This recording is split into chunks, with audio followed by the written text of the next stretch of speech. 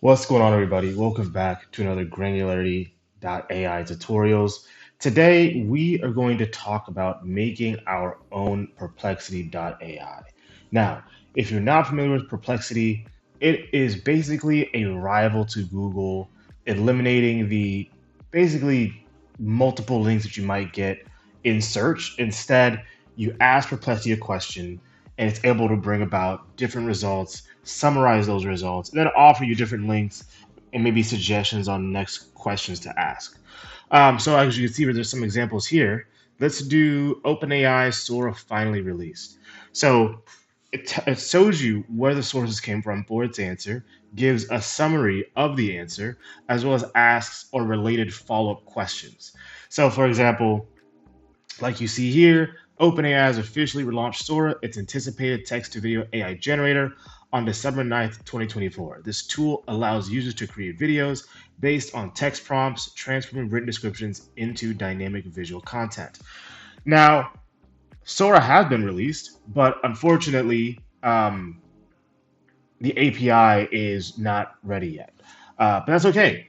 I think hopefully should be released sometime this month of December as a Christmas gift, but we'll see. But anyways, besides that, today we are just going to stay on the fact that we want to create our own Perplexity. Now, we may not be able to get it to where it kind of has this beautiful UI and brings about all these sources, but we want to make sure that it's relevant, right?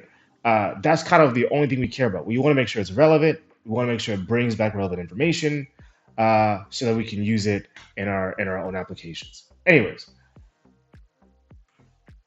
we are going to be building this in Jupyter notebooks. So as you can see, I have granularity search tower here. You can see the packages that I've installed as well. And I already kind of have some or half of the code written already. We are going to be writing the rest of it together. So this sounds like something that you are interested in, that you're excited about, and that you're wondering how it can be built in your own time. Please make sure you smash that subscribe button. Please make sure you hit that like, hit that dislike, leave comments, leave suggestions. I want to know your feedback, so that we can kind of create the best type of content for you. Anyways, let's kind of get to it. So as you can see, we kind of already has, oh, by the way, this is also being built with Streamlit. As you can see, we kind of already have the Streamlit package installed already. I think I do. Oh yeah, Streamlit as ST, there it is. And we have the OpenAI packages as well as Serper, which I would highly advise you to get a Serper API key, as it will be needed to pull results from the internet. Now, continuing on with the build, we are building a Streamlit application similar to Perplexity that can search the web for answers that you know, basically eliminating the need for Google. It can give you a straight answer, searching the web, stuff like that. So we want to create that sidebar here, open it, and have the user enter in their own API key versus us entering one for them. We want to kind of make sure, just so that like rather than the application using our own API key and running up costs, we kind of want to make sure that a user is able to enter in their own. So again, as you can see, text input, password, start new. Oh, also for this, in start new conversation, I also have a button in there where we're able to refresh the conversation to bring about a new one. Um, that's one option, I guess, if you want to have in there. It's not a need, but it's an option I think is cool. But anyways, I have the title Granularity.ai search, and now we're gonna move on to coding the rest of it. So now what we want to do is have the example prompt for the input, or not the example prompt, but a space where a user can input the prompt that they want. So what we're gonna do is if prompt st underscore, no, actually dot, I'm sorry, chat underscore input placeholder. Now, in this placeholder piece, you can kind of put whatever you want. For this, we're going to say, please enter, please enter a query, dot, dot, dot. Cool. And then from there, at that part, and then we're going to move on to st dot session. Then we want to add state dot messages dot append, boom, boom, here, role,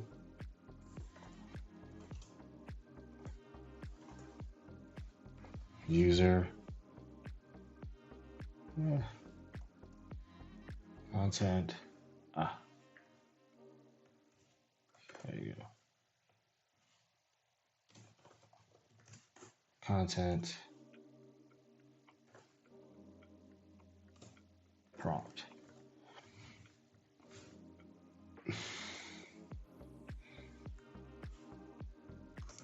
st.chat,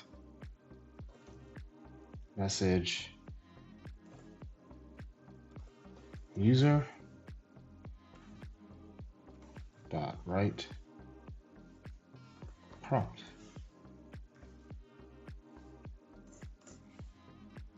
If not, OpenAI. This is kind of a warning message if the user didn't provide an OpenAI key in the beginning. st.info, please add your OpenAI API key to continue. st.stop, done. So let's keep going. Now we're gonna do like a try, or not yet, actually take that back. This is where we actually add in the LLMs right here. Chat, OpenAI, OpenAI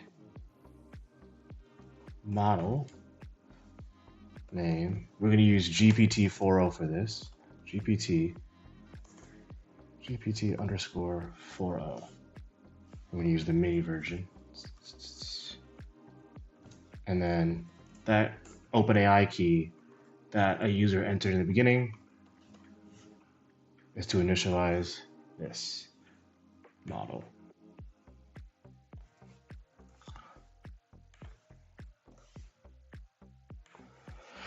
And then we're going to do search equals, this is where we're using Google Serper search. If you're not familiar with Serper, it's basically a function for you to basically crawl the internet in one function and find results. There is a cost for it though. I believe I think DuckDuckGo is free. But in my experience, DuckDuckGo kind of, I guess sometimes you can hit rate limits pretty easy on it. So I wouldn't recommend it. At least with Serper, you're paying for what you get, and yeah, there's just a cost. So here's where we're entering that prompt into the search for it to run, and then this is the part that was kind of irritating me for a while. Is whenever the action to happen of it searching, it would bring back a bunch of results that were hard to read, basically, like very hard to read. Um, and I was racking my brain on how to get it to work with me when it comes to summarizing these results versus like kind of giving me this output that was nonsense almost. It was readable, but it was kind of jumbled up. So this is where I had to ask the model also to summarize the prompt as well, or summarize the results for me. So here we go, summarize. And again, this was something super, I wouldn't say difficult, but I was racking my brain on how to do it. It was a simple solution. I don't know why I didn't think of it quicker, but yeah, it was. highly recommend uh, doing this. And I'm guessing this is kind of probably the same thing that Perplexity does, is they get a bunch of results or sources for a specific question. Um, and then they allow the AI to summarize it into a paragraph or into bullet points, into a certain amount of sentences, whatever it may be. Um, Readability, and uh, let's do just to make sure, blah, blah, blah, blah. Cool. So yeah, it was an interesting way to kind of figure it out for me, I guess. Very interesting. And then we're gonna add so that it can know what to do, search response in this, so it can know like to summarize what particular response and whatnot. Whoops. Let's go here. Boom. Okay. So then, not two, just one. Cool. So then we want summary equals what? LLM dot predict. Summarize prompt. And then now, with this, we want the results to be displayed. So we want with st.chat message, we want the assistant um, that we want the AI assistant that we created to then have the markdown displayed. So we want hashtag, hashtag, hashtag. Let's do. This is a markdown, by the way. Um, if you're wondering why I'm putting all these hashtags and asterisks, search result. Yeah, summary.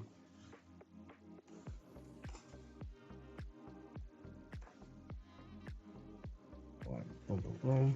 Just two asterisks I recommend. And then st.write. I'll bring it down a little lower so you guys can see. Summary. And then right under, make sure the accept function is right under um, the try. I know some people kind of get that messed up. I do too sometimes. Where like I'm like, what's wrong with this? Why is it running? And it's like the accept function isn't directly uh, in the location it's needed for the try command or try function. So yeah, I get caught up in that. So just letting everyone know. And then we have E. And now, so we want to kind of run this. Boom, boom, boom. You'll get an error. Oh, I didn't get an error this time. Yeah, you'll get this error. This ST has no attribute messages. You could ignore this. It's not really anything super serious. I thought it was something serious. It's really not. So yeah, actually, let's put a just to rename that. Boom, and then save it. There is a way, I believe, to run it. Streamlit. Da da da da da. Uh, yeah. So let's do this. I think there is a way to run it via like um, within Jupyter Notebook. I just can't remember how to do it. So now that we have the path for our, I would download it and then just save it to your local, and then just copy and paste the path into Anaconda. Now I would not use again your command prompt that's on your PC or your Mac. I would use the Anaconda command prompt because that's what you're working in. So yeah, then what you're going to do in the Anaconda command prompt is streamlit run your path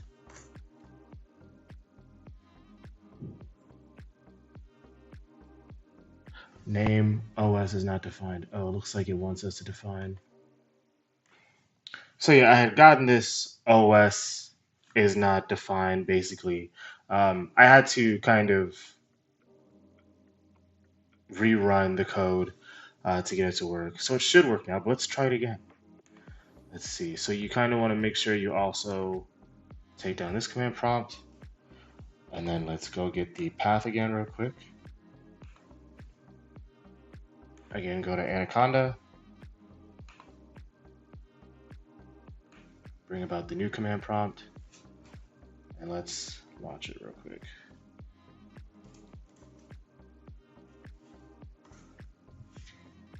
And let's see what happens. Hopefully no errors. But here you go. Here's something. Okay, okay. Nice. Beautiful. So then we want to take our API key,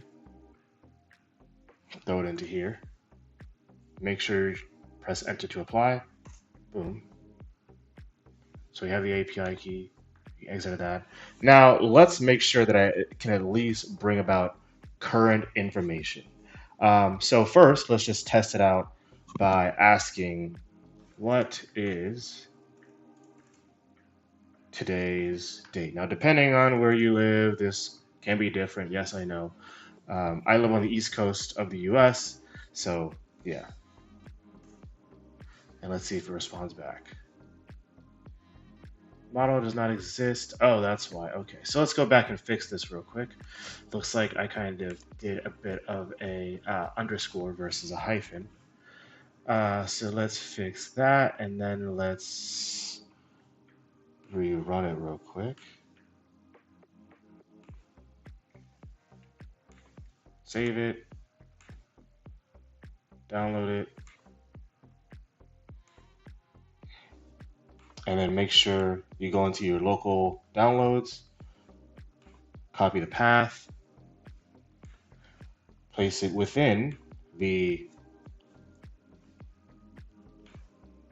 command prompt area, Streamlit run, boom. Now this time it should work. Cross your fingers. Nice. So it is currently running. Now let's again enter our API key. That's good to go. And then let's ask the question again. What is today's date? Now, for me, it should say 12:10 since I'm on the East Coast. If you're on the West Coast of the U.S., I think it should be what? Like it might be depending on the time, 12:09. But we'll see what it brings back. I'm looking for it to say at least December 9th or 10th.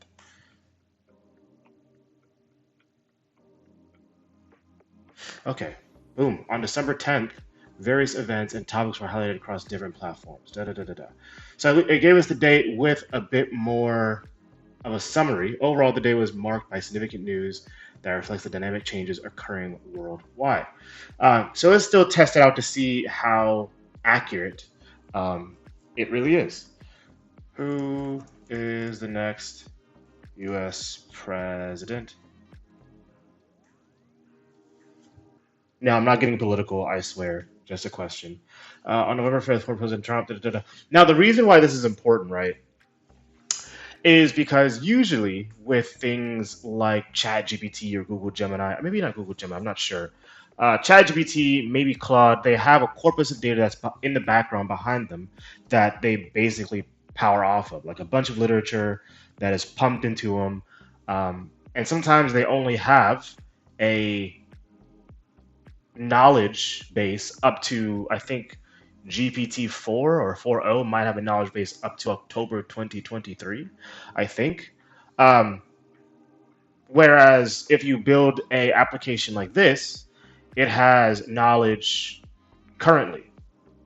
Um, so that's what makes this uh, kind of build important in my eyes. So also, OpenAI Sora came out recently. So let's see if it knows anything about that. Has OpenAI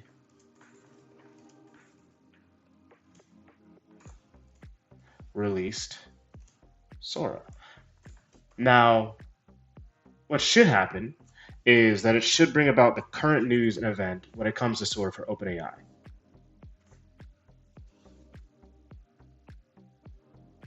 OpenAI has launched its video generation model Sora as part of its ongoing Shipmass event, which features a series of tech releases and demonstrations over 12 days. This release marks a significant advancement in video generation technology. Users can access and utilize the Sora model immediately, allowing them to explore its capabilities in creating videos. So we kind of asked the same question already to Perplexity about OpenAI's Sora release. Obviously, it's not as robust as Perplexity when it gives the sources and maybe a bit more of a description as well as related searches, but it primarily does the same job by giving out current news. Um, I would love to see. Oh, where'd it go? I would love to see people build off of this, see what they can create from it. I think this is super cool, especially like kind of most of the time, I barely use Google these days. I'm usually using Perplexity mainly because I don't like biased information. Um, where like AI tells the ground truth, at least Perplexity does, right? It tells the ground truth of just say, hey, summarize the results that you come up with. Usually, just because of PageRank, when it comes to Google search, um, their results can be kind of biased. So yeah, I enjoy using Perplexity over just the regular Google search in my mind, or in my perspective. But again, this can revolutionize the way you search for information. And also, if you were wondering just how Perplexity was doing it in the first place, this is kind of a great tutorial showing you how it's possible. They're probably using just Langchain for a lot of the builds. Um, that's kind of at least how I came up uh, um, with this AI automation when it comes to kind of bringing back relevant information from the internet. But yeah, if you are interested in building something like this, the main two things you'll need is an API key and a Google Serper key, or just a Serper search key that you can use. But it's definitely possible to build something of your own to the same capacity. Again, I'm using Streamlit just as a UI. I'm not a web developer nor a front end developer, but if someone has an interest in kind of building something like a Perplexity, I highly recommend it. So, if you enjoyed what you learned, if you enjoyed what you heard, please make sure you subscribe, like, dislike, comment, and suggest. I want to hear your feedback. We want to hear your feedback. And with that being said, bye bye.